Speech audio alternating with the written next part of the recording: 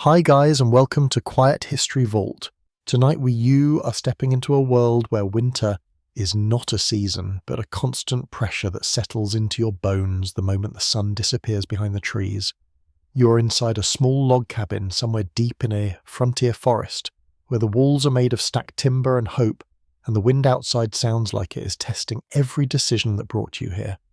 The air inside is cold enough that your breath still shows faintly, even after you close the door. And you're already wondering how anyone survives more than a few nights like this without modern comfort. And yes, you probably will not survive this if you were dropped here without preparation, no matter how confident you feel in warm clothes today. So before you get comfortable, take a moment to like the video and subscribe, but only if you genuinely enjoy what I do here. Tell me where you are watching from and what time it is for you right now. There is something oddly comforting about knowing someone in another part of the world is listening to the same cold wind in their imagination. Now dim the lights, you are inside the story now, and the cabin door is already shut behind you. You stand in what would be called a frontier home in the 19th century, a period often described by historians as part of frontier expansion in North America, when settlers pushed into dense forests and open land with little more than tools, determination, and fear of winter. This is not a cozy rustic fantasy. This is survival architecture. The logs that form your walls are not perfectly shaped.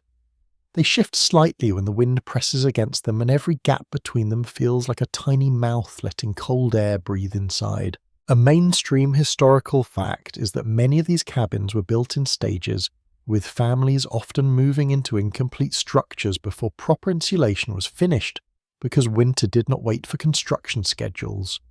You can feel that truth now as you press your hand against a wall that is colder than stone. You walk across the floor, which is simply packed earth hardened by years of foot traffic. It gives nothing back to your warmth. Each step feels like you are borrowing heat from your own body and losing it to the ground. Somewhere in the corner a small iron stove or hearth exists, but tonight it is barely alive. It is more memory than Chugi. Historians still argue whether families in harsher regions relied more on physical adaptation or social organisation to survive these winters, because the record suggests both resilience and desperation depending on the settlement. What is clear is that you are now part of that uncertainty. You notice how the air itself seems layered. Near the ceiling it is slightly less cold, but closer to the floor it is sharp, almost biting. People in this era learned to live in vertical climates inside a single room, adjusting behaviour based on invisible temperature shifts. A quirky tidbit from frontier life is that some families would hang woven cloth or even dried grasses over interior walls, not only for decoration but to slow down air movement, creating a strange patchwork insulation system that looked improvised because it was improvised. You can almost imagine those textures brushing against your fingertips now as you move through the dim space. Outside, you hear the wind rise and fall like something alive. It presses against the cabin with a patience that feels intentional. You start to understand that winter here is not just cold weather. It is pressure. Constant surrounding, unavoidable. You pull your coat tighter, but even that feels like a thin suggestion rather than protection. The idea of warmth becomes something you remember, rather than something you feel. Somewhere deeper in the cabin there is movement, a quiet presence of others who are also trying to conserve body heat energy and hope. You realize quickly that heat in this world is not produced in abundance, it is negotiated, it is shared, it is guarded. The fire pit at the centre of the cabin is the closest thing to safety, yet it is unreliable. It flickers like it is thinking about leaving. Every log added is a decision about tomorrow, not just tonight. Wood is not comfort here. It is time. It is survival measured in hours. You crouch near it, feeling only a faint suggestion of warmth on your face while your back remains cold enough to remind you that you are still losing heat faster than you are gaining it. The silence inside the cabin is heavy, broken only by the occasional pop of wood and the endless voice of the wind outside. As your eyes adjust to the dimness, you notice how people here live differently with darkness. They do not fight it. They organise around it. Light is rationed. Movement is careful. Even breathing seems quieter. A small candle burns on a rough wooden surface, its flame thin but stubborn. It is not enough to illuminate the room properly, but it is enough to prevent complete psychological darkness, which might have been just as dangerous as the cold itself. You shift slightly and feel the cold move with you as if the cabin itself is reacting. It is then you begin to understand the central truth of this place. You are not living inside a shelter from winter. You are living inside a negotiation with it, and that negotiation is only just beginning. You wake, or rather you never fully slept, because sleep in this kind of winter is not a clean escape, but a shallow drifting in and out of awareness where your body keeps checking the temperature like a worried mind. The cold does not pause for rest.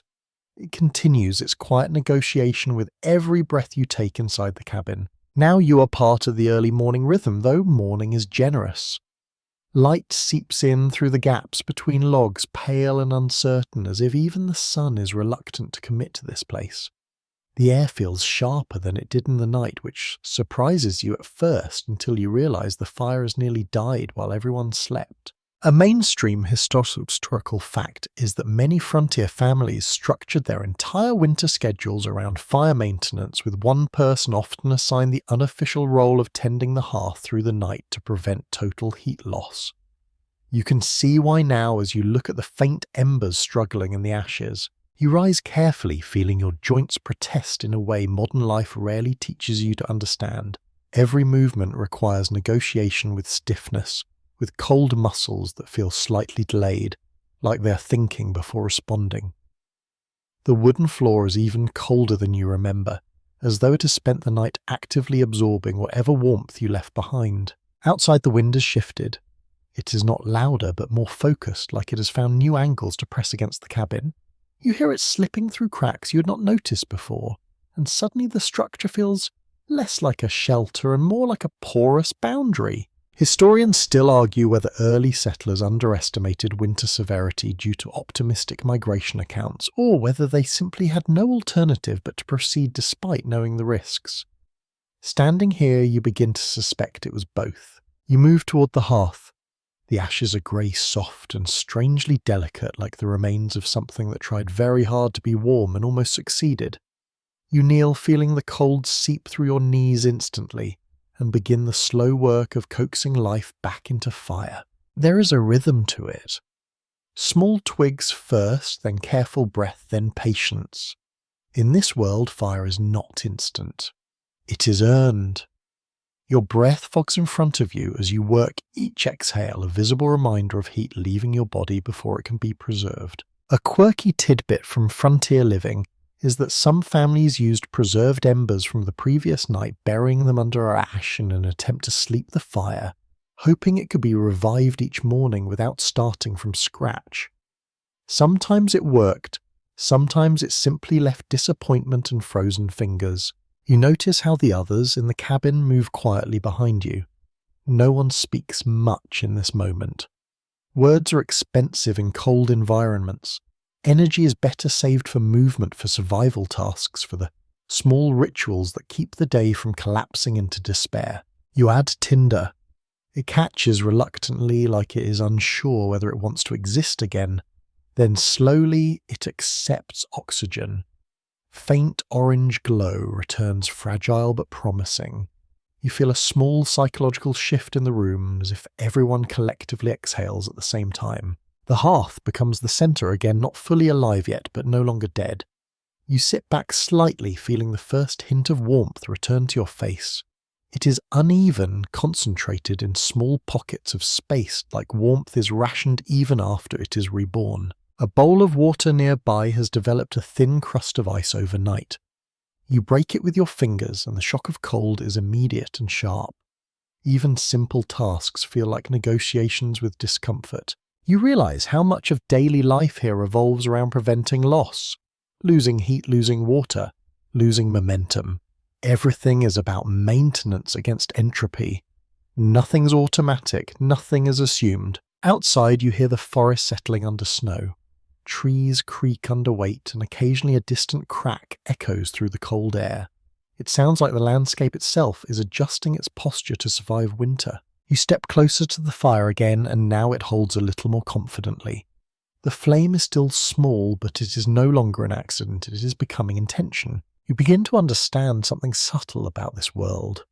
Warmth is not a condition, it is a collective effort. It depends on attention timing and constant small interventions that never end. And as you watch the fire stabilize, you realize the day ahead will be nothing like comfort.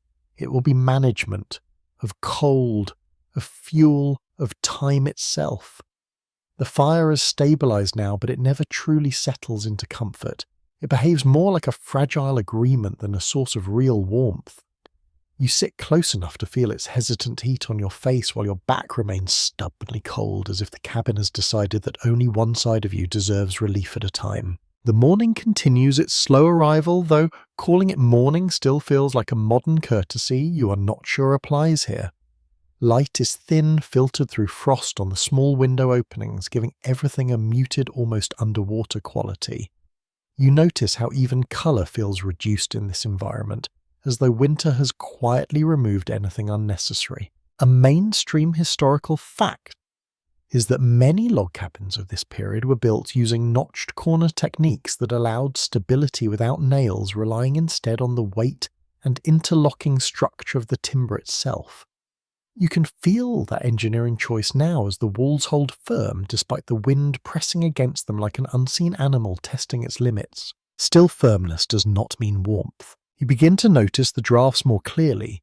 They are not constant but intermittent, arriving in soft pulses.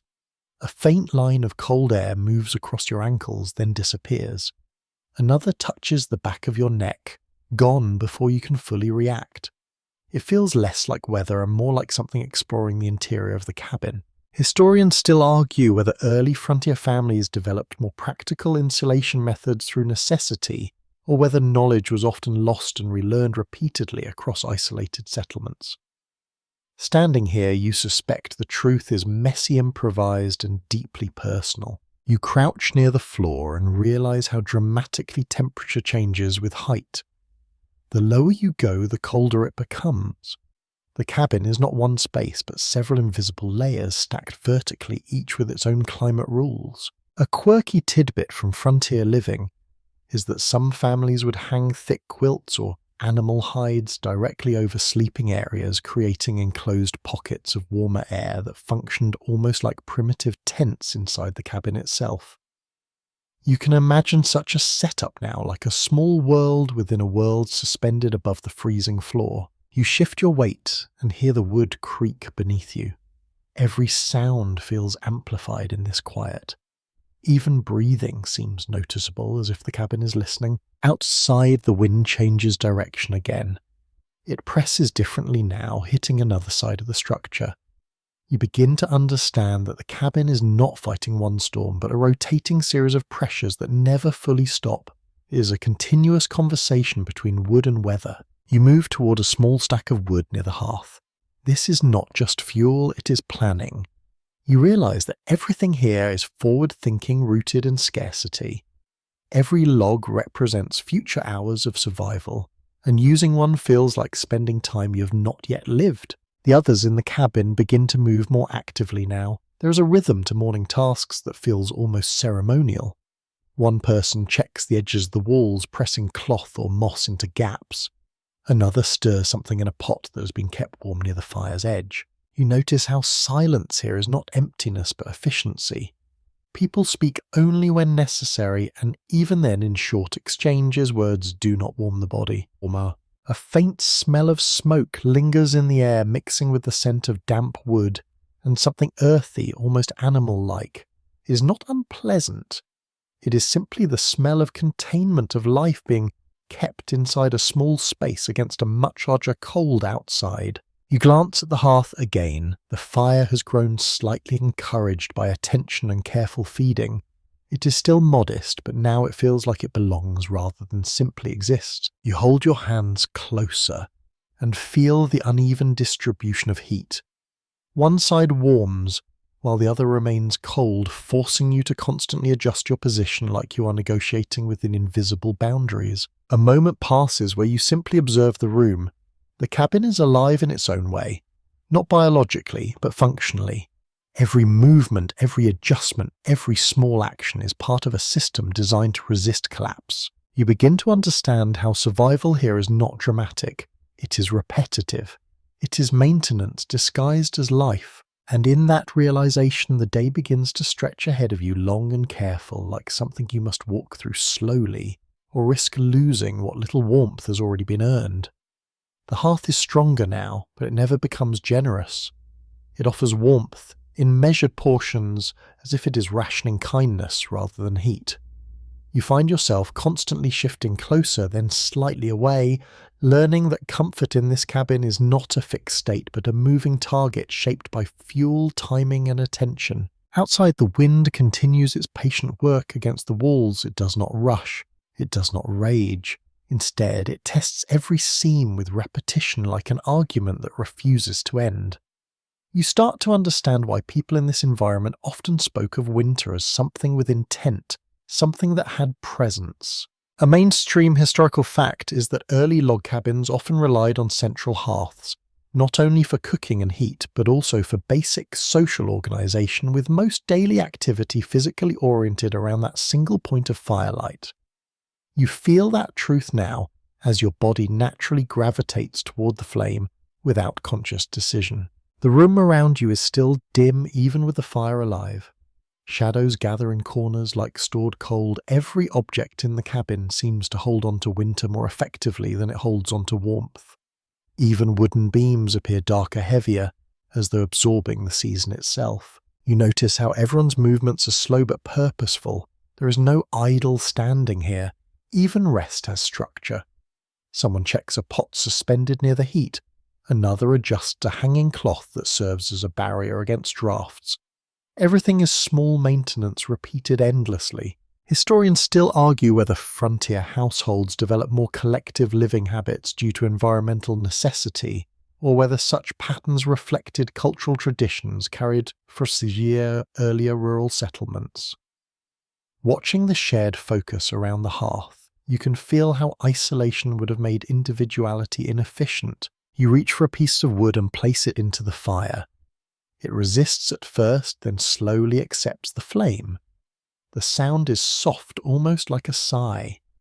The fire responds with a brief brightening, and you feel a faint sense of reward as though you have contributed to something fragile but essential. A quirky tidbit from frontier life is that some families believed certain types of wood produce steadier warmth, and they would carefully distinguish between fast-burning and slow-burning logs, even if the scientific basis for such beliefs was more practical observation than formal knowledge. You can almost imagine them debating wood quality as seriously as modern people discuss fuel efficiency. The cabin air shifts slightly as heat circulates unevenly. Warmth rises towards the ceiling, while cold persists near the floor, creating invisible strata of temperature that everyone instinctively adapts to without naming it. You begin to notice how posture itself becomes a survival technique. People lean forward toward the fire shoulders, rounded hands extended as if shaping their bodies around the source of heat.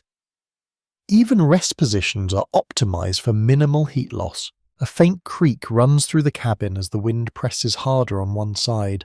The structure responds with subtle movement, not threatening but reminding you that this space is always in conversation with the outside world. Scholars still debate whether the psychological strain of continuous winter exposure had a greater long-term impact on frontier communities than the physical hardship itself, since written accounts often describe fatigue memory shifts and emotional flattening during long cold seasons. You feel that idea in a quiet way.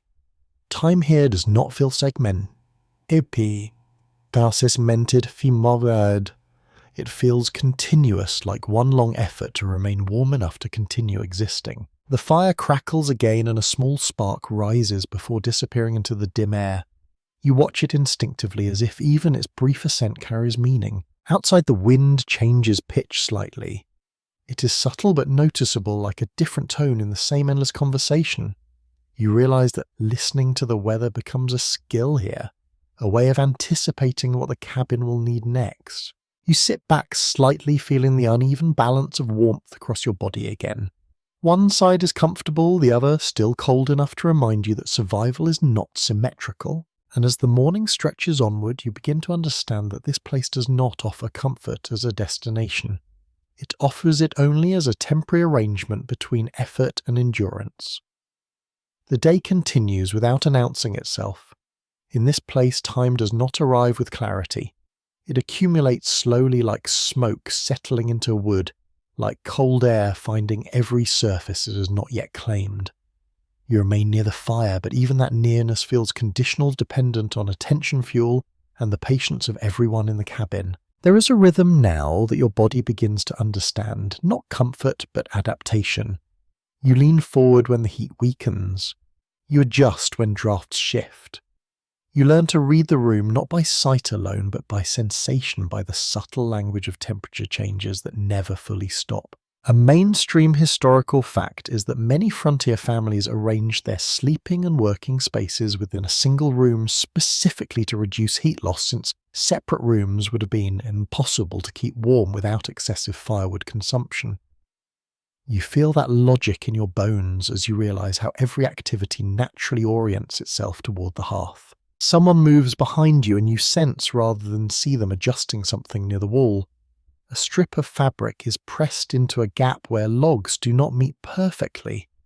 It is a small act, almost invisible, but it immediately changes the air near your ankles, reducing one of the colder currents that have been slipping through. Historians still argue whether such constant micro-maintenance of living spaces was more effective at preserving heat than simply increasing fire output, since fuel scarcity often forced households to rely on insulation improvisation rather than continuous burning. You shift your position slightly, noticing how quickly your perception of comfort recalibrates.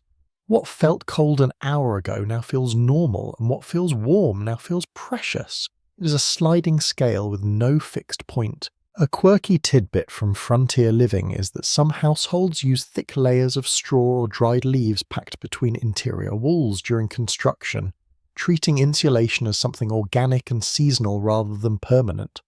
You can imagine the faint rustling that might have come from such walls when wind pressed against them. The fire pops again, sending a brief burst of light upward. The room brightens for a moment, revealing details you had not noticed before. Tool marks on beams, uneven carving in the wood, the subtle curvature of handmade construction. Nothing here is industrial. Everything carries human irregularity. You begin to notice how sound behaves differently in this space. The cabin does not absorb noise fully. It holds onto it briefly before letting it fade. The crackle of fire, the shift of feet, the soft movement of cloth all become part of a low, continuous background rhythm. Someone hands you a small object warm from being near the fire. It might be a tool or a piece of food or something being kept heated for later use. You realize how warmth of itself becomes a resource that can be transferred, shared, and stored in ways that feel almost physical. Outside, the wind presses harder for a moment, then eases. That change is enough to alter the atmosphere inside the cabin.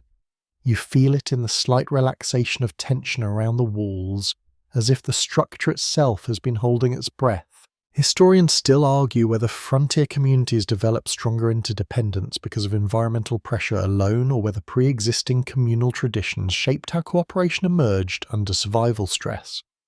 Either way, what you see here is not isolation. It is collective endurance in a confined space. You watch as someone checks a container near the hearth. The liquid inside is partially frozen at the edges, forming a thin, crystalline layer that must be broken and managed.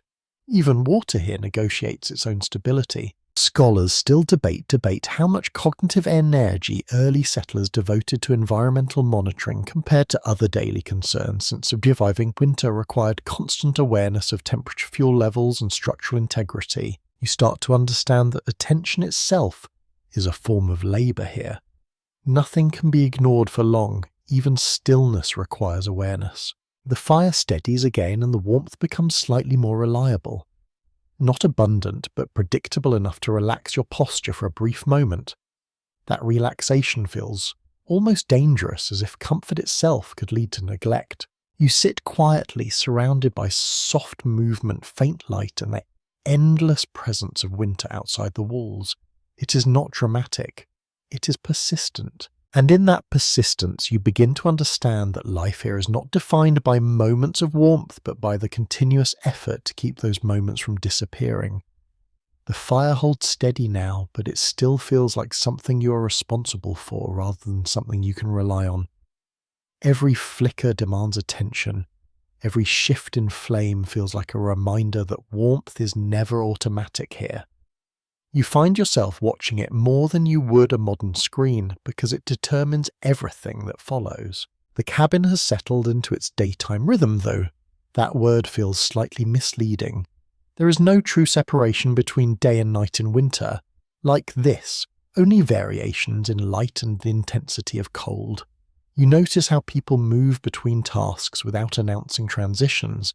Everything flows into everything else. A mainstream historical fact is that wool and animal fur garments were among the most important survival tools in frontier winters, often layered heavily, not just for insulation, but for wind resistance during brief outdoor travel.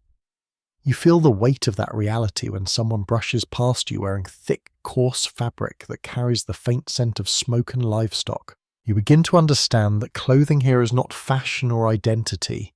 It is architecture worn on the body. Someone opens a small section of the cabin wall near the floor and adjusts something you cannot fully see, possibly packing moss or cloth deeper into a gap.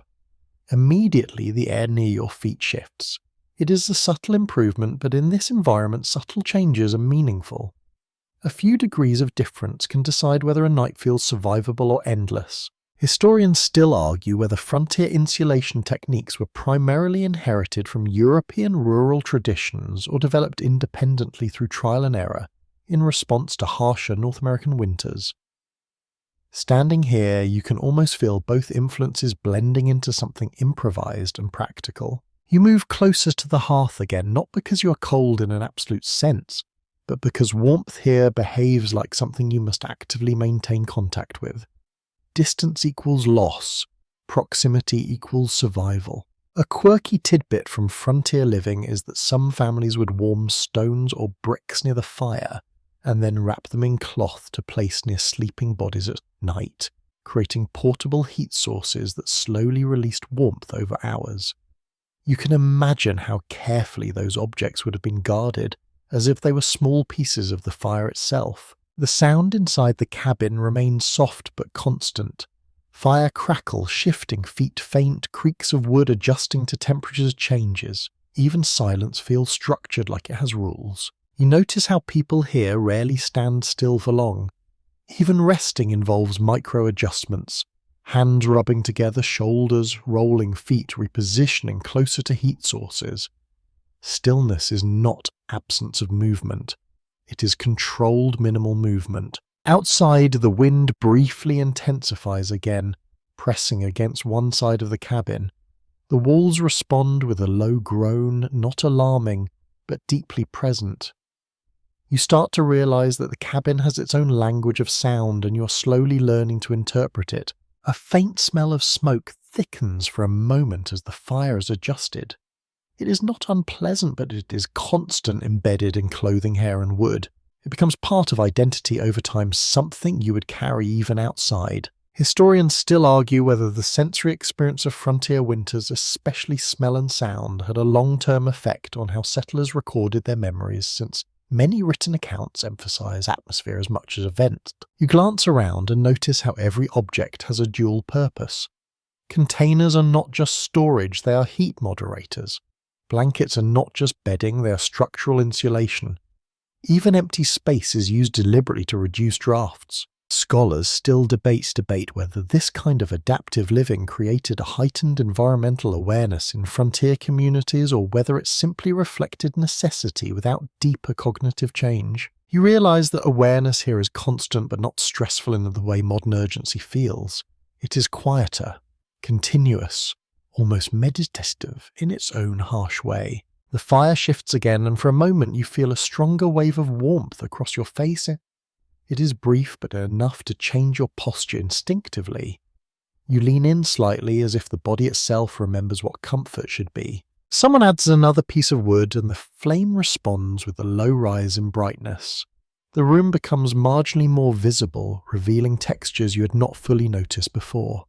rough edges, uneven carving layers of soot marking time. You begin to understand that life here is measured not in hours or days, but in maintenance cycles of warmth. And as that understanding settles, the cabin feels less like a shelter and more like a shared effort to keep cold from becoming absolute. The fire's steadiness gives the cabin a fragile sense of order, but it never fully removes the cold. Instead, it reshapes it, pushing it into corners under floorboards, into the edges of your awareness, where it waits patiently. You begin to realize that warmth here is never total, is always partial, always negotiated. The morning has now stretched into what passes for midday, though the sky outside does not announce it clearly. Light remains pale and filtered, as if the sun itself is struggling to reach this far into the winter forest. You catch yourself relying more on internal cues than external ones, like the intensity of firelight or the movement of others in the room. A mainstream historical fact is that frontier cabins often had only one primary heat source, meaning cooking, heating, and even drying clothes all occurred within a very small radius around the hearth. You see this in the way everything naturally gravitates toward that central point, forming invisible circles of priority based on warmth. You notice garments draped near the fire slowly drying. The air around them carries a damp warmth mixed with smoke, creating a heavy layered atmosphere that feels almost tactile. Nothing here dries quickly. Even moisture behaves differently in this cold lingering longer than expected. Historians still argue whether the reliance on single-room heating systems shaped social behavior in frontier households more than any cultural background did, since proximity inevitably dictated interaction patterns. Standing here, you can feel how closeness becomes both practical and unavoidable. A faint movement near the wall draws your attention. Someone is pressing a thick bundle of material into a seam between logs, likely a mixture of cloth and organic filler meant to reduce airflow. The improvement is subtle, but immediately noticeable in how the air no longer moves as sharply across your legs. You shift slightly and realize how sensitive your body has become to small temperature changes. What once would have been ignored now feels significant. Cold is no longer a background condition. It is an active participant in every moment. A quirky tidbit from frontier life is that some families used clay mixed with straw to seal gaps in log walls, creating a primitive form of insulation that would harden with time and further block wind. You can almost imagine the texture of it, rough and earthy, slowly becoming part of the cabin itself. The fire pops again and a brief spark rises before fading into the dim air. You find yourself tracking it instinctively, as though even the smallest movement of flame carries meaning in this environment. Outside, the wind shifts direction again, changing how it interacts with the structure. The sound it produces is different now, lower and more sustained, like a long exhale against the wooden walls. The cabin responds with a faint creaking that travels through its frame. You begin to understand that this building is not static. It is constantly adjusting, expanding and contracting with temperature, pressure and moisture. It is alive in the sense that it reacts even if it does not think. Scholars still debate whether frontier architecture should be understood as purely functional adaptation or whether it also reflected a deeper cultural relationship with impermanence, since many structures were built with the expectation of seasonal repair or eventual relocation. You notice how people move in quiet coordination. Someone brings more fuel, someone adjusts the hearth, someone checks stored supplies. There is no formal instruction, only shared understanding built through repetition. A bowl near the fire shows signs of freezing again at the edges, and someone quickly breaks the thin layer of ice before it thickens. Even this small task feels routine, almost automatic, yet essential. You begin to appreciate how nothing here is left unattended for long. Attention is distributed across many small responsibilities, like heat itself being shared across many small sources. The warmth from the fire grows slightly stronger for a moment, and you instinctively lean closer. It is a reflex now, this pursuit of proximity. Your body has learned its priorities without needing permission from thought. Historians still argue whether frontier communities developed heightened sensory adaptation to cold over time, or whether survival simply filtered out those less responsive to environmental cues. Either way, what you feel now is heightened awareness of every shift in temperature, light and movement. The cabin feels less like a single room and more like a system of survival decisions layered on top of one another. Every object, every action, every person contributes to maintaining a narrow balance between comfort and exposure. And as you sit within that balance, you realize that stability here is never achieved. It is only maintained moment by moment through constant quiet effort. The cabin feels slightly warmer now, but that warmth is deceptive. It does not spread evenly. It pools in small pockets near the hearth, leaving the rest of the space in a kind of polite indifference that still bites at your skin if you linger too long. You begin to understand that comfort here is spatial, not absolute. The fire continues its uneven breathing, rising and falling in brightness as new fuel catches and older embers collapse into ash. You watch it the way people might watch weather patterns because it determines how the next hour of life will unfold inside these walls. A mainstream historical fact is that many frontier households kept livestock in attached or partially enclosed spaces during winter months, not only for protection of animals, but also because their body heat contributed to warming nearby living areas. You can imagine that presence now just beyond the thin separation of timber and cold. There is a faint sense of shared living space, even if you cannot see the animals directly. Warm breath, shifting weight, quiet rustling beyond the walls. It adds another layer to the cabin's atmosphere, as if life itself is stacked in tiers of warmth. You move slightly and notice how your clothing has begun to feel less like protection and more like a second skin that is slowly adapting to the environment. Fabric stiffens in places where cold air lingers longer. Heat becomes something trapped rather than surrounding. Historians still argue whether frontier families experience stronger communal bonds during winter, specifically, or whether those bonds were simply more visible due to confinement and limited mobility. Either way, proximity shapes everything you observe here. Someone adjusts a hanging cloth near a doorway, creating a temporary barrier against a draft that had been slipping through unnoticed. The change is immediate. A thin, invisible stream of cold air disappears and the room feels marginally more stable. A quirky tidbit from frontier life is that some households used braided plant fibers or dried corn husks as temporary insulation materials during especially harsh seasons, treating available natural resources as flexible tools rather than fixed supplies.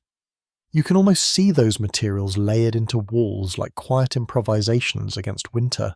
The fire shifts again, and for a moment the light brightens enough to reveal more detail in the faces of those around you.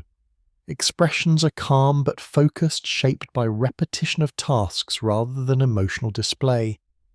There is a kind of practiced patience in the way everyone moves. You notice how even rest is structured around heat availability. People lean in when warmth peaks and subtly reposition when it fades.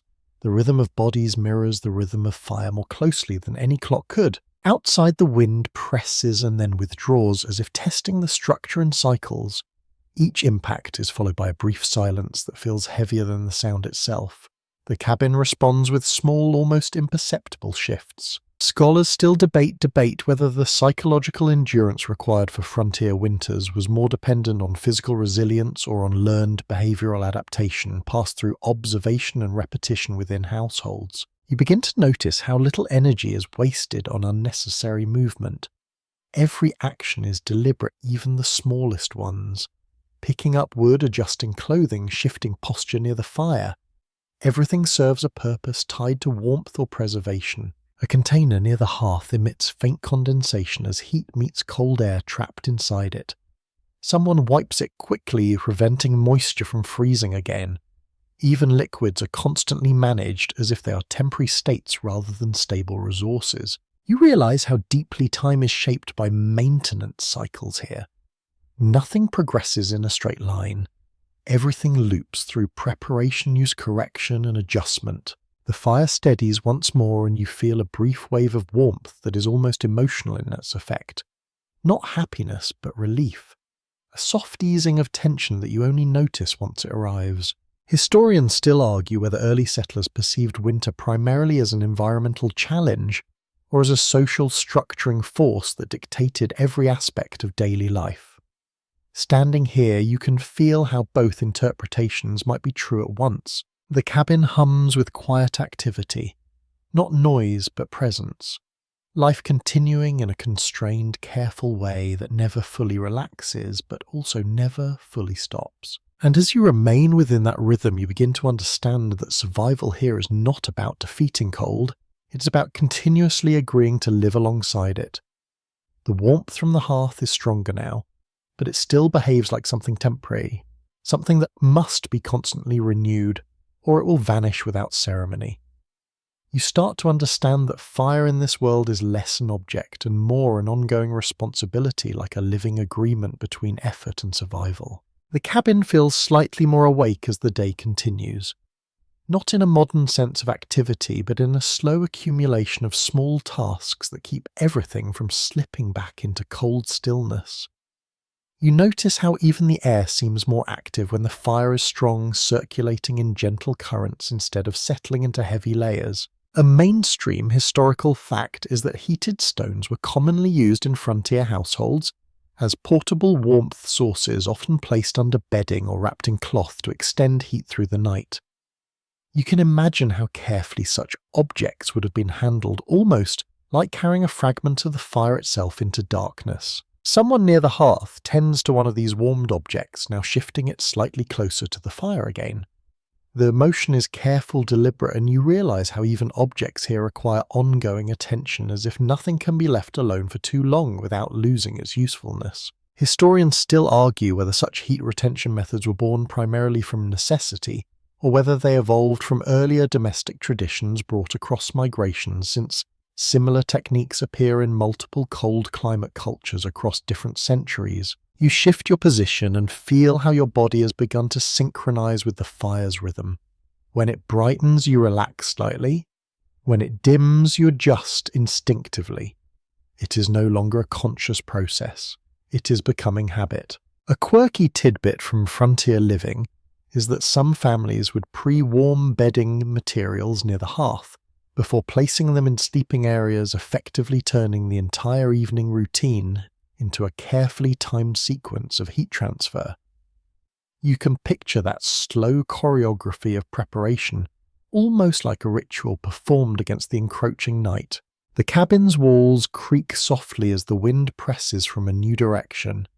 Each shift outside changes the interior atmosphere in subtle ways. Cold does not enter in obvious bursts. It seeps in, gradually adjusting the balance of warmth without announcement. You notice how people here rarely sit fully back. Even when resting, they lean slightly forward as if maintaining readiness to respond to changes in heat or fuel. Comfort is always provisional. Scholars still debate whether the structured routines of frontier winter living contributed to long-term behavioral patterns of discipline and resource awareness, or whether such observations are exaggerated through retrospective interpretation of survival narratives. The fire crackles again and a brief glow spreads across the cabin. In that moment you see more detail in the wooden surfaces, the uneven shaping of beams, the soot patterns marking repeated seasons of use. The cabin itself feels layered with memory. You become aware of how deeply this environment shapes perception. Time feels slower not because nothing happens, but because everything requires attention. Even simple warmth becomes something you must actively participate in maintaining.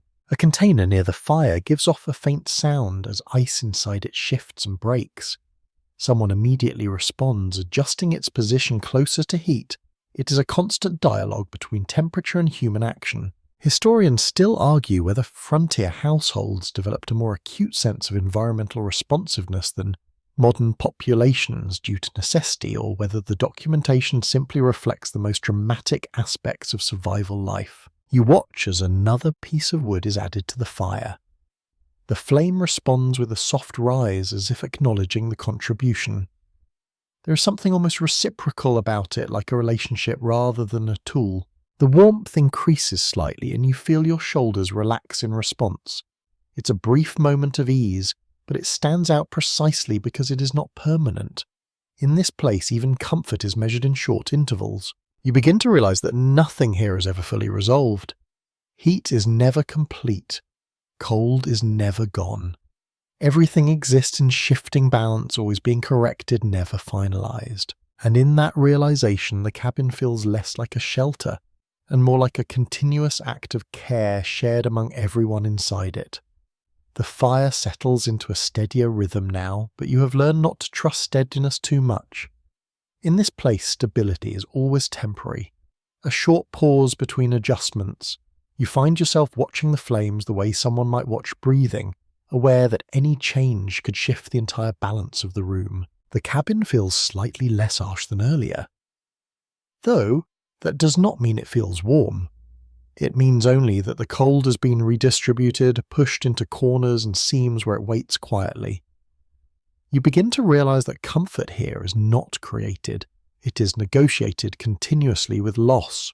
A mainstream historical fact is that frontier households often relied on seasonal food preservation techniques such as drying, salting, and storing root vegetables in insulated pits, which indirectly supported winter survival by reducing the need for frequent outdoor exposure.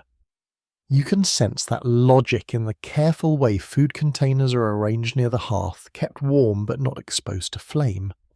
Someone lifts a lid from one of these containers, releasing a brief wave of steam mixed with stored heat. The smell is simple, earthy, and deeply tied to survival rather than pleasure.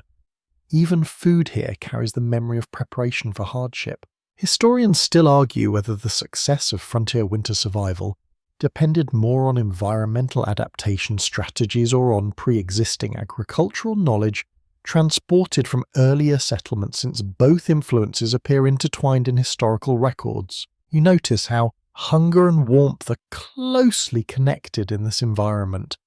Eating is not just nourishment, it is also a way of generating internal heat, a biological response that becomes part of the overall heating system of the household. A quirky tidbit from frontier living is that some families believed certain preserved foods, especially fats and dried meats, had warming properties beyond their calorie content, leading them to prioritize these items during the coldest months, as if they carried a symbolic form of heat. The fire shifts again and a small burst of brightness spreads across the floor. Shadows pull back briefly, revealing the uneven texture of the wood and the subtle wear patterns of repeated use. Everything here shows its age in visible and invisible ways. You adjust your position slightly, noticing how your body instinctively seeks the most efficient angle towards the heat. Even small movements feel calculated, now shaped by repeated experience rather than conscious thought. Scholars still debate whether the daily routines of frontier households during winter created a form of collective behavioral synchronization, where individuals unconsciously align their actions around environmental constraints and shared resources. Outside, the wind presses harder for a moment and the cabin responds with a deeper creak. It is not frightening, but it is constant, like a reminder that the structure is always under negotiation with the world beyond it. You become aware of how silence inside the cabin is never complete. It is layered with subtle sounds. Fire-popping cloth shifting, distant wind, the faint movement of people adjusting their positions. It forms a kind of quiet ecosystem. Someone adds another log to the fire, and the reaction is immediate but restrained. The flame grows, then stabilizes, as if testing whether it has permission to expand. Heat spreads slightly further than before, reaching a new edge of the room. You feel that warmth on your hands, and it lingers just long enough to make you aware of how much colder everything else still is. Contrast defines experience here more than absolute temperature. Historians still argue whether frontier communities perceived fire primarily as a physical necessity, or whether it also held symbolic significance as a focal point of household identity and social structure, given how much life revolved around it. You sit quietly for a moment, observing how everything in the cabin orbits this single source. Movement, rest, conversation, even thought itself seems to orient toward the hearth. The day continues without clear boundaries, stretching forward in slow repetition. Nothing dramatic happens, yet everything requires attention. Survival is not a moment, it is a continuous condition. And as you remain within that condition, you begin to understand that warmth here is never given. It is always maintained, always earned, and always at risk of fading if ignored even briefly. The fire has reached a comfortable strength now, but even that comfort feels conditional, like a loan that must eventually be repaid.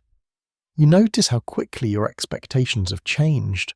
What once felt barely survivable now feels manageable, though. That word still carries a quiet warning underneath it. The cabin's interior has taken on a familiar rhythm. Not peaceful exactly, but predictable. You begin to notice patterns in how people move, how they pause near heat, how they avoid unnecessary exposure to the colder edges of the room. Life here is a choreography shaped entirely by temperature. A mainstream historical fact is that frontier log structures were often oriented deliberately based on the wind direction and sunlight exposure, with builders choosing positions that reduced direct winter wind impact and maximized limited daylight heating.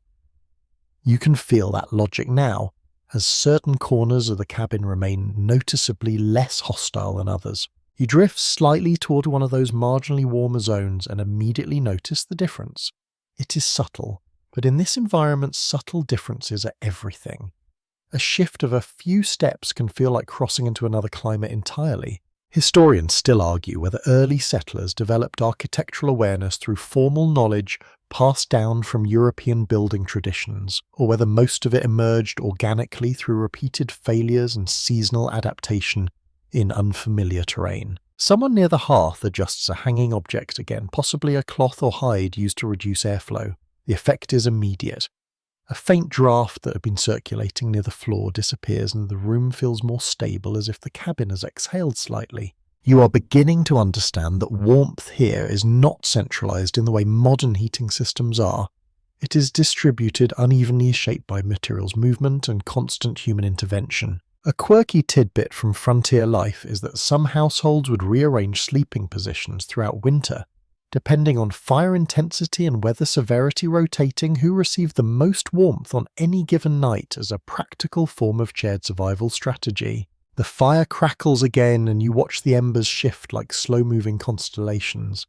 There is something hypnotic about it, not in a relaxing sense, but in a focusing one. Your attention narrows naturally toward it because everything else feels secondary. Outside, the wind changes pitch again. You are starting to recognize these shifts not as background noise but as signals. The cabin responds almost imperceptibly, its wooden frame tightening and loosening in response to pressure changes. Scholars still debate whether the psychological impact of continuous environmental vigilance during frontier winters contributed to long-term changes in perception of risk and resource awareness in rural populations, though evidence remains interpretive rather than conclusive. You realize that nothing here allows complete disengagement. Even rest carries awareness. Even stillness includes monitoring. It is not stressful in the modern sense, but it is constant. A container near the fire gives off a faint cracking sound as frozen residue inside it breaks apart. Someone responds without hesitation, shifting it closer to heat. The action is so routine it feels almost invisible, yet it is essential. You begin to see how survival is composed entirely of such invisible actions. No single moment defines it. Instead, it is the accumulation of countless small decisions that prevent collapse. The fire grows slightly brighter again and warmth spreads across your hands. You hold them there longer than before, aware of how quickly that sensation can disappear if you move away too soon. Historians still argue whether frontier households experienced winter as a series of discrete challenges or as one continuous environmental condition that shaped every aspect of daily existence without clear separation between tasks. As you sit in that glow, you understand why that debate exists. From inside, this cabin, time does not feel divided. It feels owing uninterrupted and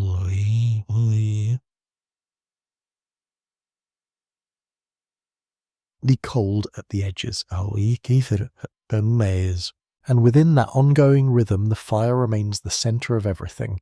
Not because it is strong, but because everything else depends on it continuing to exist. The fire continues its steady breathing, and by now you understand it less as a tool and more as a shared obligation. It does not simply give warmth, it requires participation. Every person in the cabin now, knowingly or not, contributes to its survival through attention, fuel, and constant adjustment. The air feels slightly lighter than earlier in the day, though. That might be your body adapting rather than any real change in temperature. You start to realize how easily perception becomes part of survival here. What you feel is not always what is objectively present, but what your body has decided it must interpret.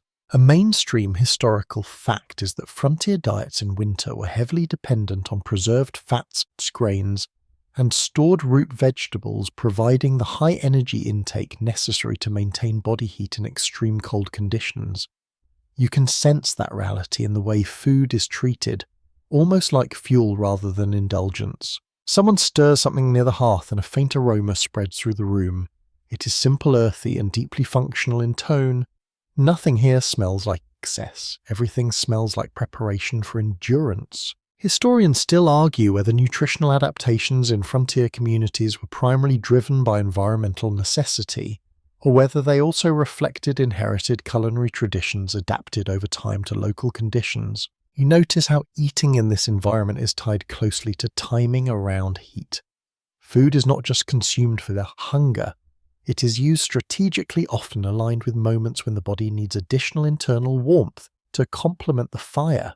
A quirky tidbit from frontier life is that some households reportedly kept small reserves of high-fat foods specifically for nighttime consumption, believing they helped the body maintain heat during the coldest hours of sleep, even though much of this practice was based on observation rather than formal science. The fire shifts again, producing a brief wave of stronger light. Shadows retreat across the floor, revealing textures in the wood that you had not noticed before. Each plank carries marks of use, wear, and repair. The cabin feels less like a static structure and more like something that has been continuously maintained against time and weather. You shift your position slightly, noticing how your body has learned to respond instantly to changes in warmth. Lean forward when heat increases, adjust when it fades, redistribute weight to conserve energy. These movements are no longer conscious decisions. Scholars still debate whether frontier survival behaviors during winter led to long-term changes in daily pacing and bodily awareness, particularly in communities that experienced repeated seasonal isolation and resource constraints.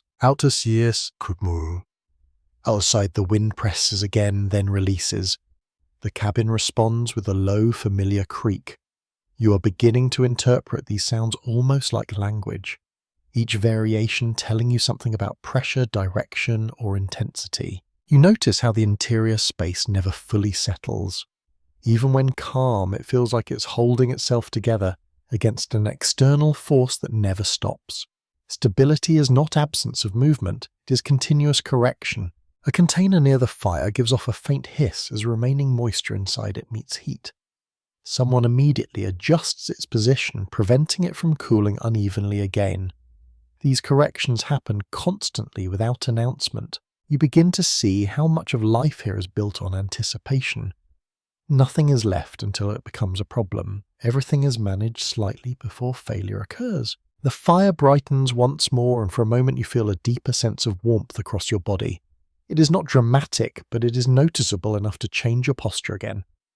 You lean in slightly, almost unconsciously. Historians still argue whether frontier households experienced winter as an external environmental challenge or as an internal restructuring of domestic life where every activity was reorganized around the management of heat and fuel. As you sit within that glow, you realize that both interpretations feel accurate from where you are. Outside is cold, inside is effort, between them is constant adjustment, and in that balance, the fire remains the quiet center of everything you do not want to lose. The fire's glow deepens, and the cabin settles into a softer kind of stillness. Not peace, not comfort, but a temporary agreement between heat and cold that neither side fully trusts. You can feel how fragile it is, like something that could shift at any moment with a change in wind or a lack of attention. The room is dimmer now in a different way, not because light is absent, but because it is concentrated in one place. Everything outside the immediate circle of the hearth feels slightly removed, as if it belongs to another slower version of reality. A mainstream historical fact is that oil lamps and candles were primary sources of indoor lighting in frontier homes during winter months, often used sparingly due to limited supplies that had to last through long periods of isolation. You notice how the light here behaves almost like a resource being rationed rather than freely used. Someone adjusts a small lamp near the fire and the flame flickers briefly before stabilizing. The movement is careful, deliberate, even naval lighting requires maintenance. Nothing is truly passive in this environment. Historians still argue whether the psychological impact of extended winter darkness in frontier regions had a greater influence on daily routines than the cold itself, since reduced daylight significantly shaped sleep patterns, productivity, and emotional perception. You begin to notice how time feels altered in this lighting. Without strong daylight cues, the day becomes less segmented. Instead, it flows in slow gradients of brightness and fire intensity, making hours feel less like units and more like conditions. A quirky tidbit from frontier life is that some families used reflective surfaces such as polished metal or water bowls placed near flames to amplify available light, creating improvised illumination systems that slightly extended usable evening hours. The fire crackles again, sending a brief burst of brighter orange light across the cabin. For a moment, shadows shift and reveal deeper textures in the space. Tools hanging near the wall, uneven grain in the logs-worn fabric draped in layered folds. You realize how much information is hidden in darkness here, and how selectively it is revealed. The cabin is not fully visible at any time. It is always partially concealed, always partially understood. Scholars still debate whether early frontier households developed altered circadian rhythms during winter, due to extended darkness and fire-based lighting, or whether such changes were simply adaptations of existing sleep flexibility in rural populations. You feel your own sense of time beginning to soften. There is no sharp distinction between earlier and later moments. Instead, there is only warmth increasing or decreasing, light strengthening or fading, and activity rising or falling in response. Someone moves quietly across the room, their silhouette briefly crossing the firelight. The motion feels slow, almost ceremonial. Every action here seems to carry awareness of its impact on heat and visibility. A faint sound of wood shifting in the structure draws your attention. The cabin responds to temperature changes, constantly expanding and contracting in ways that are subtle but persistent. You begin to understand that even the building participates in survival. A container near the fire gives off a soft metallic sound as it warms unevenly. Someone immediately rotates it slightly, ensuring more balanced exposure. These adjustments happen without discussion, as if everyone already understands the rules. Historians still argue whether frontier winter routines were primarily shaped by environmental necessity, or whether they gradually developed into cultural systems of behavior passed through observation and repetition within households. You sit quietly and notice how your senses have adapted. You hear more, notice more, and interpret small changes more quickly than you would in a modern environment. Nothing is overwhelming, but everything is present. The fire rises again for a brief moment and warmth spreads across your hands and face. It feels almost like a signal, a reminder that comfort exists only as long as it is actively maintained. You hold still for a moment, aware of how quickly that sensation could fade if neglected. In this place, even warmth requires vigilance. And as the light softens again, you understand that the cabin is not defined by what it protects you from, but by how constantly it must be cared for in order to keep you within it. The warmth from the fire lingers on your skin, but you are now aware that it never truly stays. It passes through you in waves, never settling into permanence. You begin to understand that comfort here is not something you hold, but something you borrow for brief intervals before it moves on again. The cabin feels quieter now, though not empty. It is a quiet filled with small, continuous activity. Nothing stops even when it slows. The fire remains the center of attention, but everything around it is constantly adjusting in response. A mainstream historical fact is that access to clean water during frontier winters often required breaking through ice layers in stored containers or nearby sources, a daily task that demanded consistent physical effort, regardless of weather conditions. You can feel the weight of that reality in the way someone checks a partially frozen vessel near the hearth. The ice inside shifts slightly as it is disturbed, producing a soft crack that sounds louder than it should in the stillness.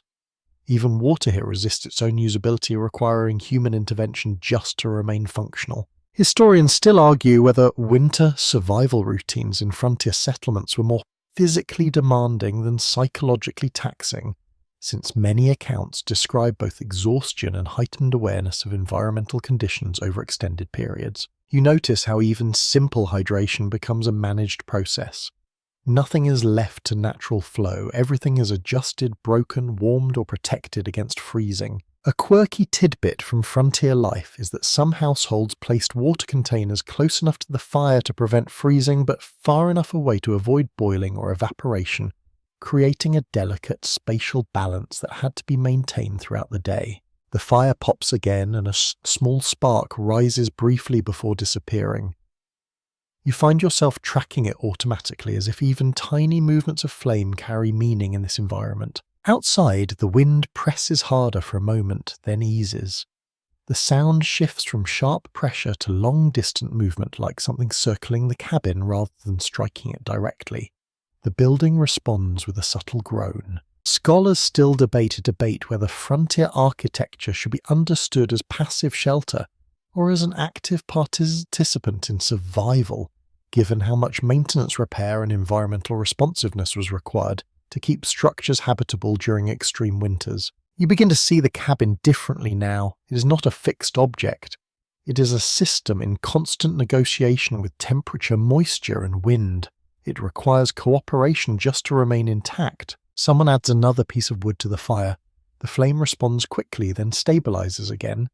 Heat spreads slightly farther than before, reaching areas of the room that had been colder moments earlier. You shift closer without thinking. Your body has learned this pattern well. Warmth appears, you approach. Warmth fades, you adjust. It is no longer a decision, it is reflex. A faint smell of smoke and heated wood thickens in the air, blending with the dampness of stored materials and the earthy scent of the cabin itself.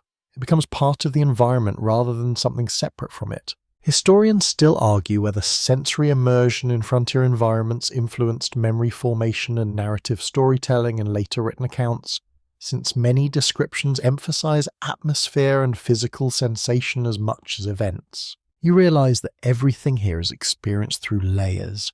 Temperature, smell, sound and light all overlap, creating a constant awareness of an environment that never fully fades into the background. The fire steadies again and you feel a brief moment of relative ease. Not comfort exactly, but a reduction in strain. A softening of effort required to simply exist. And as that moment passes, you understand that in this cabin, even relief is temporary, and its value comes precisely from how quickly it can disappear.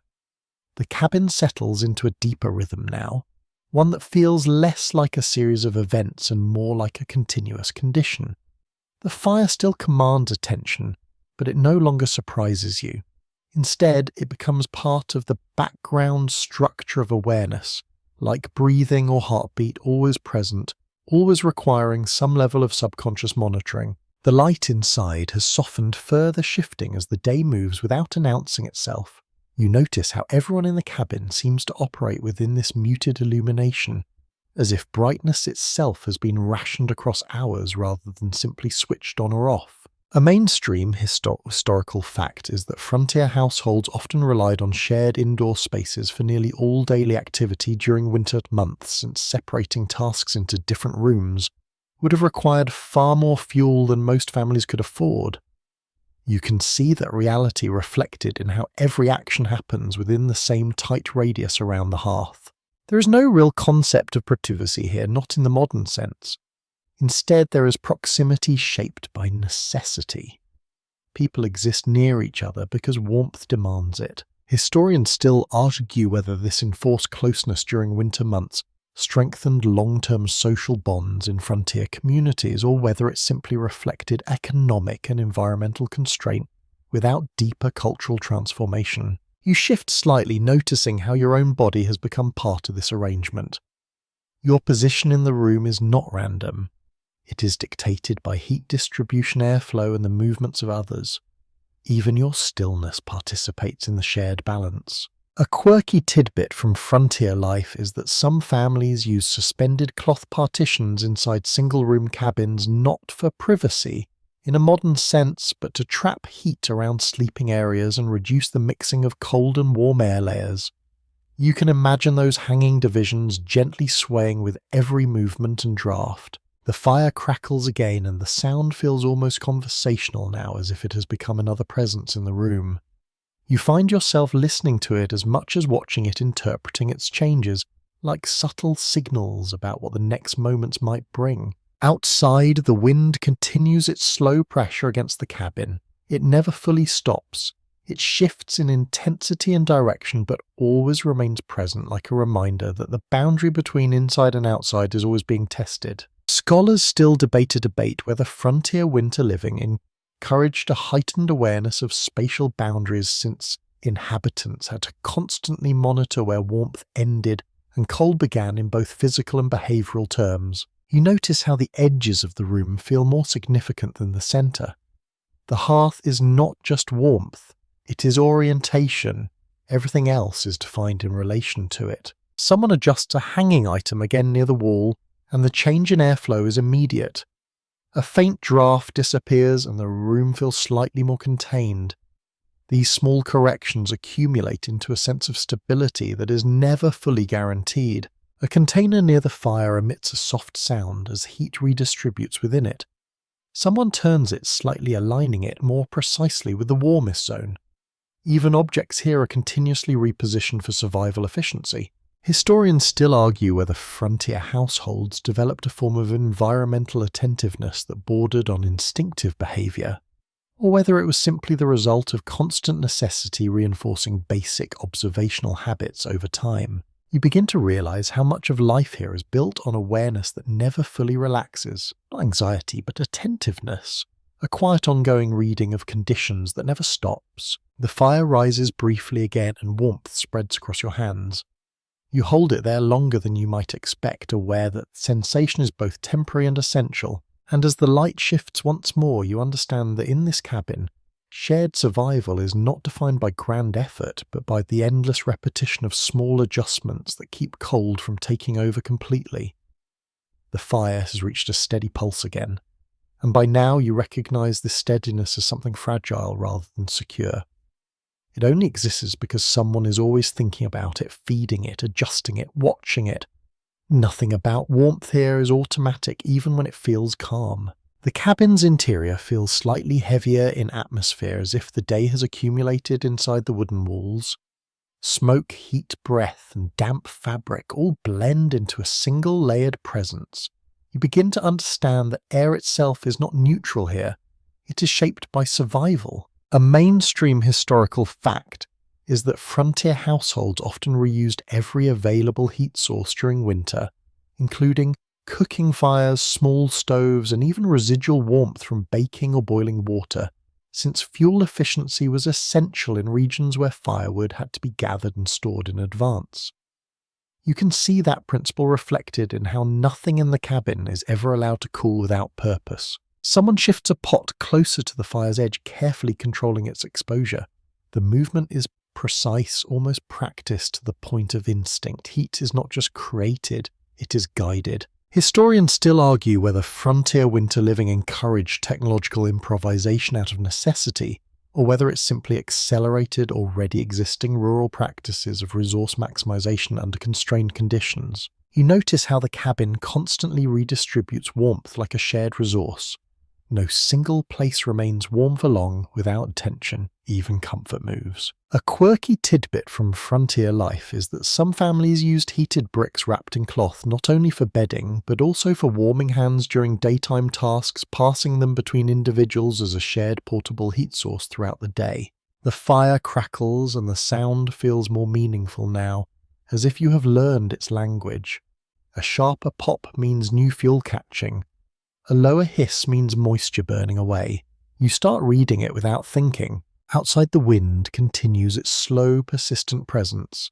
It no longer surprises you when the cabin responds with subtle shifts.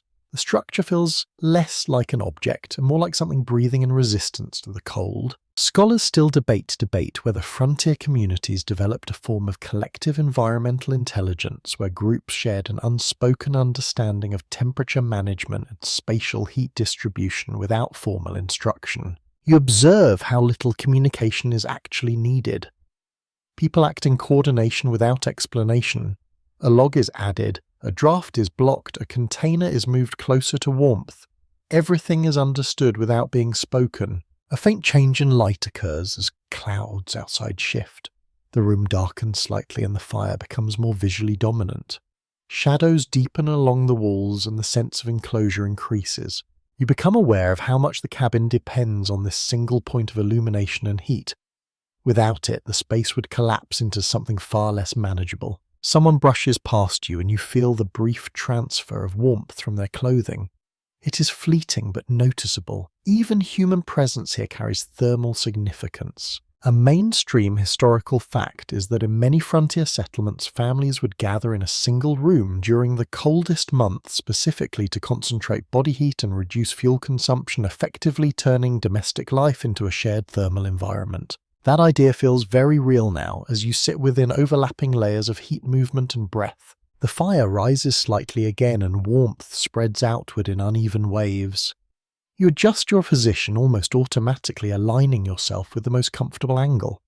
It is no longer a conscious decision, it is learned behavior. Historians still argue whether the constant environmental awareness required in frontier winters fundamentally altered cognitive habits related to attention and resource management, or whether such claims are overstated by modern interpretation of survival narratives. You find yourself noticing everything.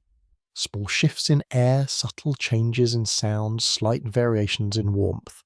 Nothing is ignored because nothing can be safely ignored. And as the fire continues its steady rhythm, you realize that life here is not defined by moments of warmth, but by the ongoing effort required to keep those moments from disappearing.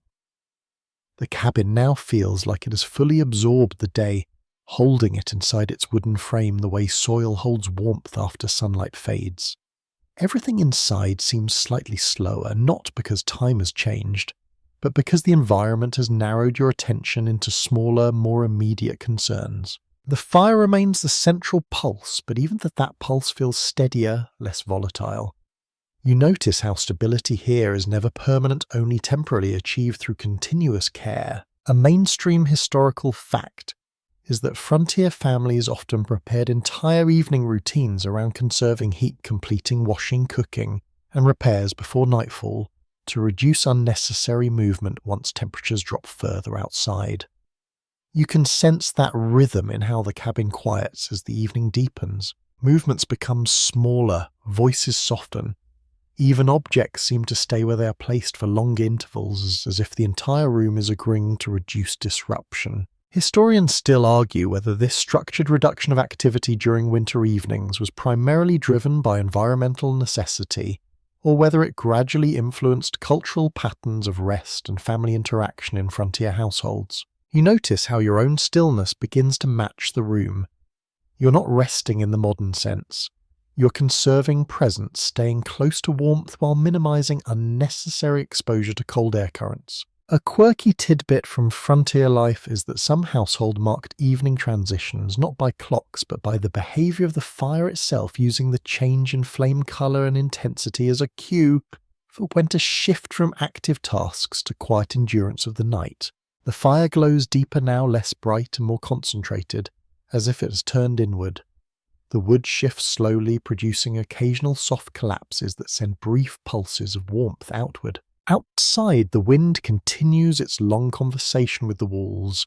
It is less forceful now, more continuous, like a steady reminder that the cold is not leaving, only waiting. Scholars still debate whether frontier winter architecture should be interpreted as an extension of human adaptability, or as evidence of prolonged environmental compromise that shaped daily life more than human intention alone. You become aware of how the cabin filters everything. It takes harshness from outside and transforms it into manageable sound, softened light, and delayed cold. Even the wind feels less direct once it passes through the walls. A faint creak travels through the beams above, and you instinctively look upward before realizing is only the structure adjusting to temperature changes. The cabin is always shifting, always responding, always recalibrating itself against the cold. A mainstream historical fact is that many frontier homes relied heavily on shared sleeping arrangements during winter months, not only for warmth, but also because maintaining separate heated sleeping spaces would have required unsustainable fuel consumption over long periods. That reality settles into your awareness as you observe how closely people remain positioned within the same warm zone even as the room grows quieter. Someone adjusts a blanket near the fire, and the movement sends a brief ripple of warmer air outward. You feel it pass across your hands and then fade, reminding you how temporary all comfort here truly is. You notice how the firelight now creates deeper contrast on the walls. Shadows stretch longer, but they do not feel threatening. They feel familiar, like part of the nightly structure of survival. Historians still argue whether the emotional tone of frontier winter accounts reflects genuine psychological hardship or whether it is shaped by retrospective interpretation, influenced by modern expectations of comfort and isolation. You find yourself settling into the rhythm of observation. Watch the fire, feel the air, notice the edges of warmth, adjust when needed, wait when possible. And as the cabin continues its slow evening transformation, you understand that the night is not something that arrives all at once here, but something that gradually occupies every corner of the space. The cabin has now fully entered its night state where everything feels slightly closer and slightly quieter at the same time. The fire no longer dominates the room with brightness, but instead anchors it with a steady low glow that defines the boundaries of what can still be clearly perceived. You notice how sound changes in this phase. The crackle of wood feels sharper against the growing stillness.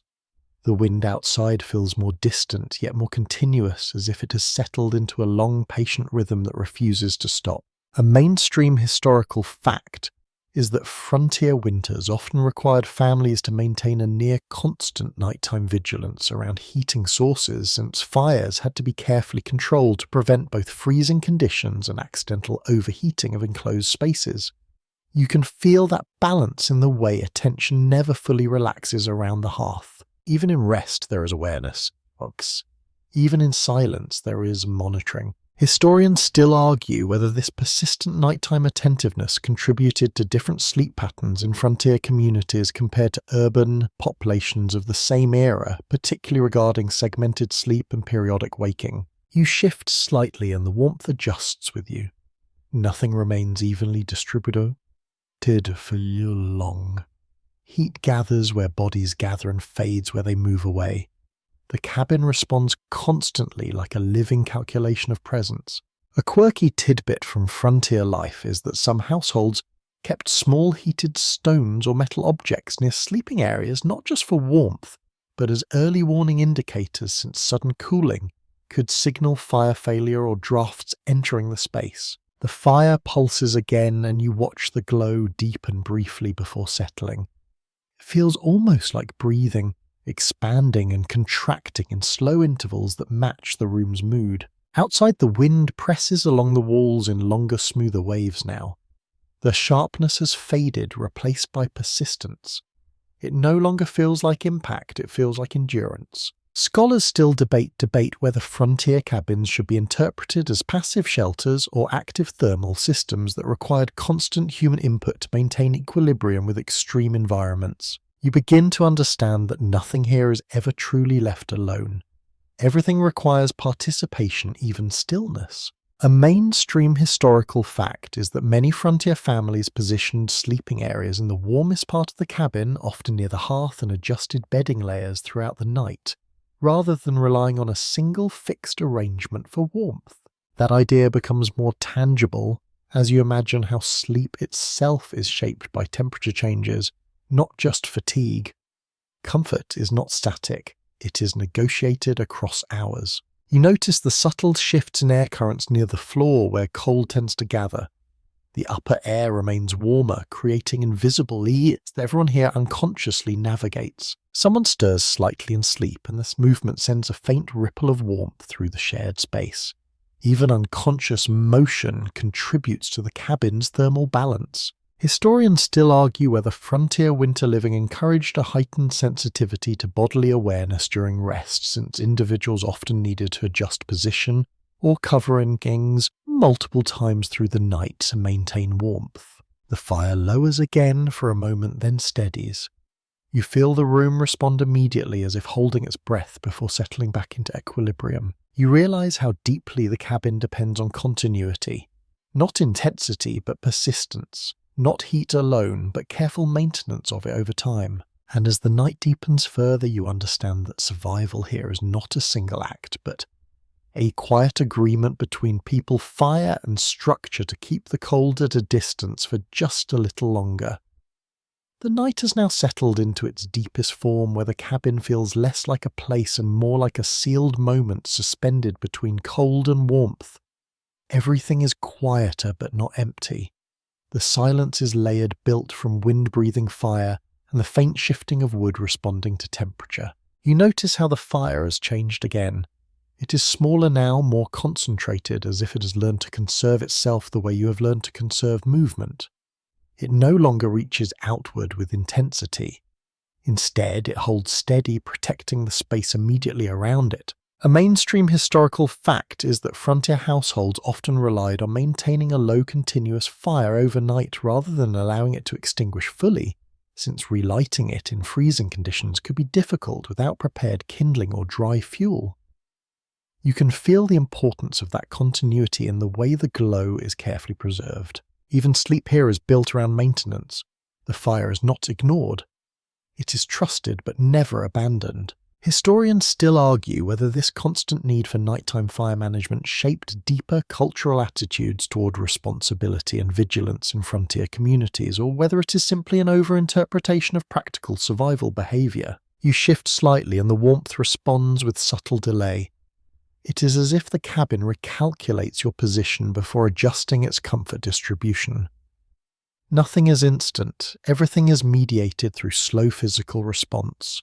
A quirky tidbit from frontier life is that some families use shallow trenches or stone rings inside hearths to control how logs burned overnight, carefully arranging fuel so that it would smoulder evenly instead of collapsing too quickly. The fire gives a soft crack and a small shower of sparks rises briefly before disappearing into the darkness above.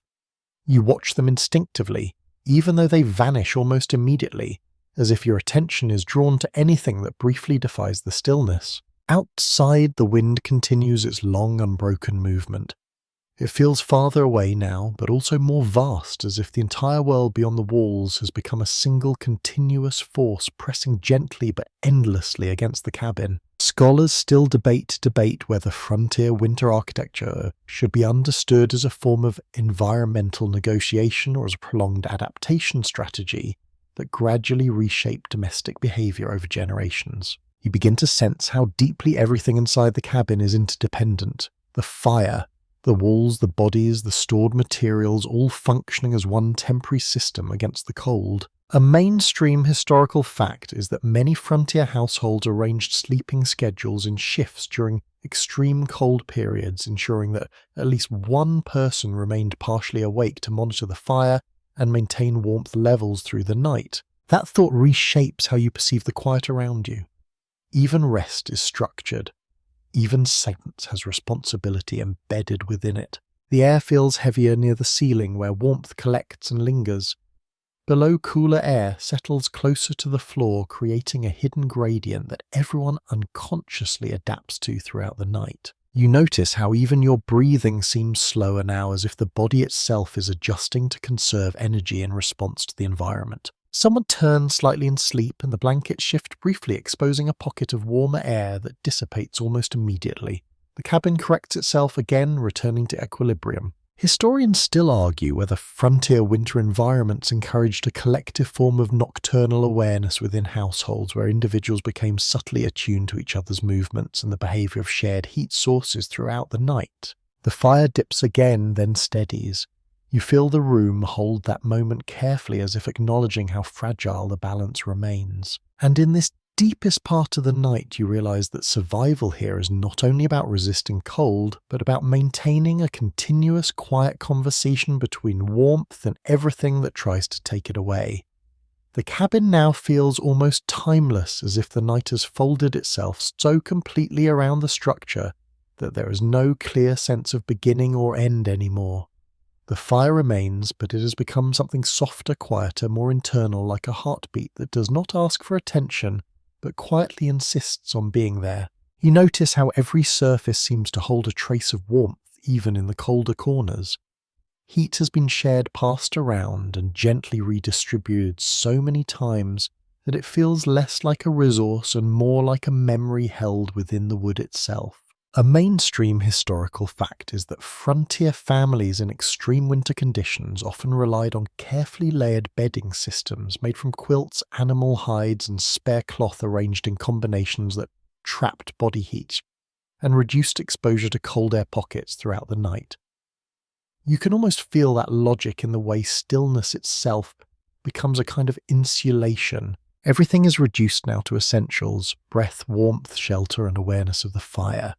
Nothing extra remains active unless it contributes to survival in some indirect way. Historians still argue whether these tightly controlled domestic environments shaped a long-term cultural relationship with minimalism and resource consciousness, or whether such interpretations are modern projections onto purely practical behaviours. You lie or sit in a state that is neither fully awake nor fully asleep, where perception softens but does not disappear. The cabin becomes more sound than sight at this stage. The wind outside is no longer threatening. It is simply present, like a distant ocean that never reaches the shore. A quirky tidbit from frontier life is that some households placed warm stones wrapped in cloth near sleeping bodies, rotating them through the night to maintain heat without increasing fire size, creating a quiet rhythm of exchange between heat source and sleeper. The fire glows very low now, but it still lives. You watch it with a kind of calm awareness, knowing that its survival is directly tied to yours, even if neither depends on urgency anymore. Scholars still debate whether frontier winter survival should be viewed primarily as a technological adaptation or as an embodied ecological relationship where human structures and fire collectively formed a temporary living system. You notice how the cabin itself seems to participate in this final equilibrium. The walls hold warmth like a slow reservoir. The floor carries the memory of heat. The air is layered into soft gradients that no longer feel separate from you. A mainstream historical fact is that many frontier households experienced winter nights as extended periods of shared endurance where families and individuals remained within close proximity to conserve heat and reduce exposure, effectively transforming domestic space into a collective survival unit. That idea lingers as you drift through the stillness. There is no isolation here, in the way modern life might define it. There is closeness shaped by necessity and silence shaped by care. Care. The fire gives one final soft adjustment, a small settling of embers rather than a flare. It feels like agreement, like acceptance of the night's deepest phase. Outside, the wind continues, but it no longer defines the space.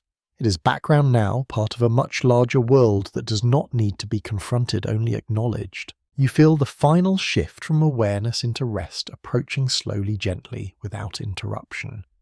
The cabin holds steady around you, not resisting the cold, but balancing against it with quiet persistence. And as everything softens further, you understand that warmth here was never abundant or guaranteed. It was something created moment by moment, shared and maintained, until even the longest winter night could be endured in stillness and calm. 300-word wind down. Now let your attention loosen even further as the cabin fades into a gentle blur of warmth and shadow. The fire is still there, but you no longer need to watch it closely. It is being watched by memory, by habit, by the slow, quiet intelligence of everything that has learned how to survive the cold together. You can let your thoughts drift in and out without holding on to any single one.